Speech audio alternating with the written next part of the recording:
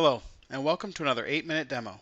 Today we're going to be talking about a very special use case for Opalis, SCDEMO reporting, or reporting in general, powered by Opalis. My name is Charles Joy. I'm a Tech Evangelist Solutions Architecture for the System Center suite of products.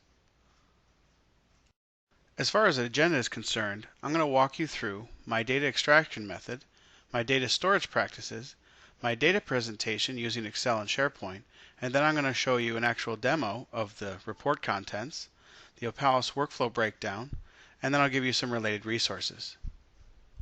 As far as my data extraction method, for the Hyper-V parts I use PowerShell.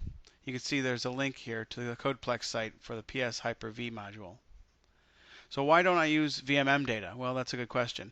In the system that I have, I do not have access to VMM for all the different machines that I am getting data from. In fact, I have about 125 different machines, physical machines, that have upwards of 40 VMs per machine. So there's no overarching VMM instance that I can gather data from.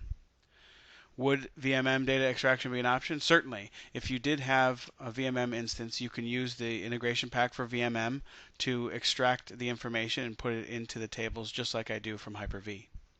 Outside of Hyper-V, I also use both CLI and PowerShell for OS data extraction. And this is for the non-Hyper-V reporting information, such as service pack level on the OS, registry information. As far as my data storage practices, I have some custom Microsoft SQL tables for storage and some custom Microsoft SQL queries and views for the data crunching, tabulation, and preparation. Nothing too special here, but I'll give you a demonstration of what they look like later on. And finally, data presentation. I'm using Microsoft Excel with standard data connections to MS SQL. And then for publishing and storage, I'm using Microsoft SharePoint with Excel services. Now we're going to hop into the demonstration where I'll show you the actual reporting content and then the SQL tables as well as the workflows that I use to gather the data.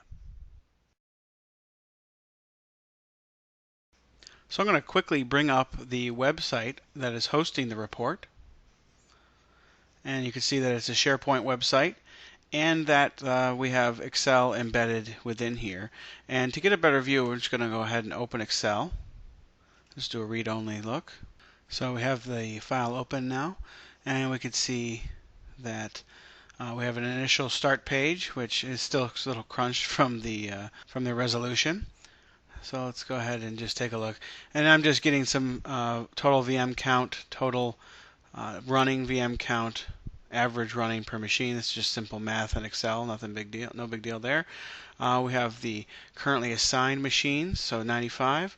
Out of the 125 are currently assigned to users at this time. And then we have some memory stats. And of course on our main page we have the admin of the machine, as you can see there, and then how many VMs those admins have and what state they're in. So the blue is running, purple suspended, light purple is paused, and red is stopped. So you can see some people have lots of stopped ones, lots of running ones, and you can see the various counts. The most we have, I believe, if we check over here, is 40 total running and 2 stopped on that. So 42 total on that virtual machine. In Excel, I have links to the other tabs, but I'll simply just click on the other tabs. This next report we can see is the running VM count and memory usage by machine name. So you can see each one of the machines, what their names are, and how much memory is being used by how many machines at any given time. The next one is the type of VMs that we have on the different machines in the environment. Again, by name, so we can identify who has what machines running. And you can see the different colors represent the different machines. And this is a great way to catalog who's using what or who has what installed in the VM environment. And of course, we could look at the counts more specifically and drill down if we wanted to. This is one of the more interesting graphs within this report, and it's a trending of the VM counts and the total memory usage per day. And you can see that it's a line graph over time. And here we could quickly identify when we had outages, when we had planned downtime and things like that. So definitely see the lines changing over time, dipping and increasing. But in general, we're increasing as time goes on as we keep adding more and more machines. Next tab has some pie charts that I have that are tabulating or calculating different percentages based on different counts and things like that. Most interestingly, the number of virtual machines by virtual machine state, the count or percentage of memory usage or allocation by virtual machine state. And if we scroll down to the bottom here, this was more useful in the growing stages of the environment. What was the count of jumbo packets enabled in percentage? So now all 125 machines have that enabled, which is good. That's one of the requirements we had. And then finally, host operating system version distribution. How many people have upgraded to SP1? How many people are still just on 2008 R2? One is the raw data. You can see all the information that is gathered is just here in case we wanted to interrogate it further and drill down.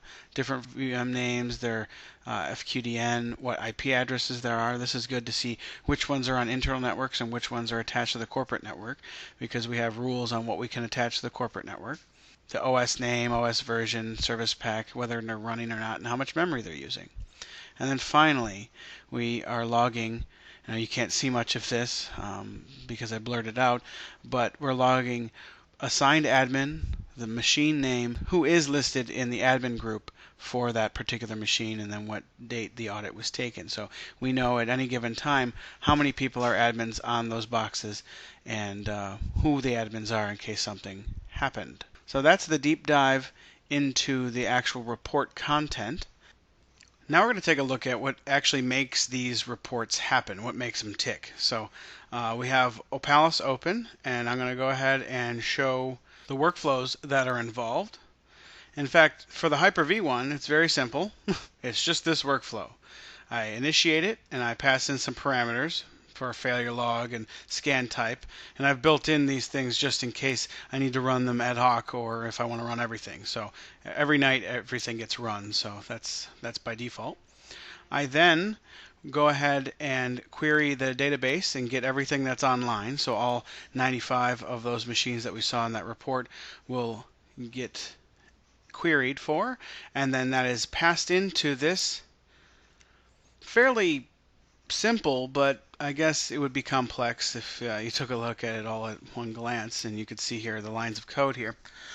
PowerShell script. So you can see the host is being passed in here. I have a variable in here for the import and the removal of the Hyper-V module. Essentially what this PowerShell script does, and goes out and interrogates that Hyper-V machine that we're passing in here and gets the information that we need and puts it on the data bus.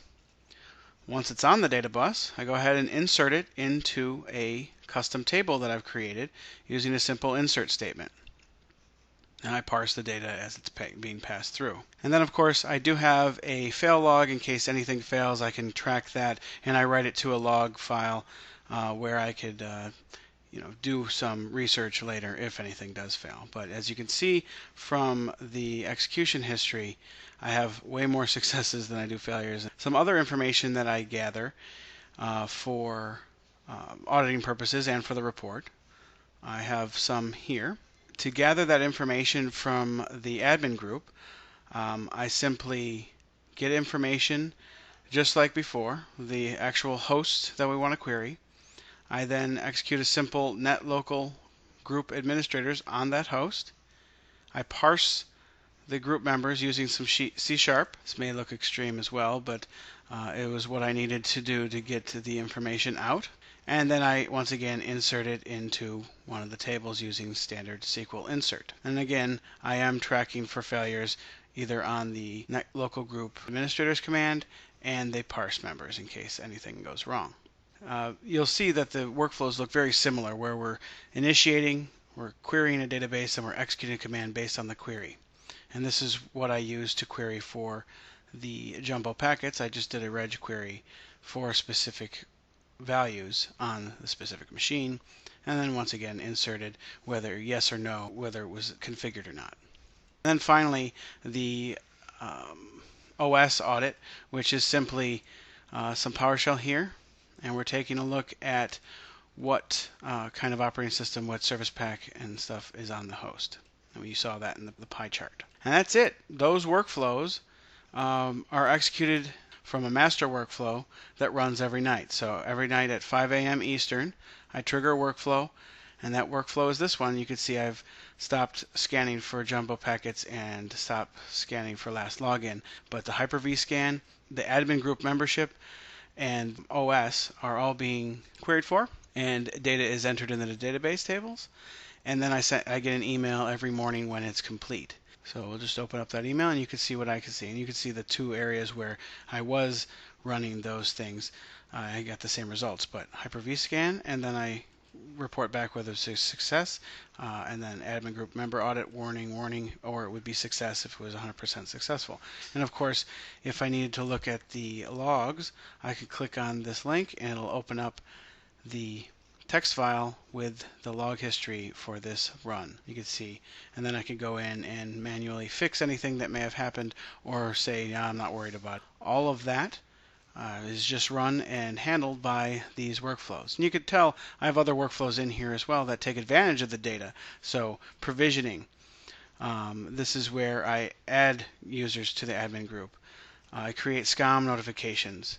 I discover and deploy SCOM agents. I update the assignments table and insert into an admins table for the reporting. So that's all part of the provisioning process. Likewise, for deprovision, we do the reverse of those things. We remove admin group. We purge drive contents, and of course clean up, just flipping some bits, deleting from and archiving the data, and then purging from the production tables. So all this talk about tables, let's take a look at the very simple schema that I have set up. I have a number of tables and a number of views.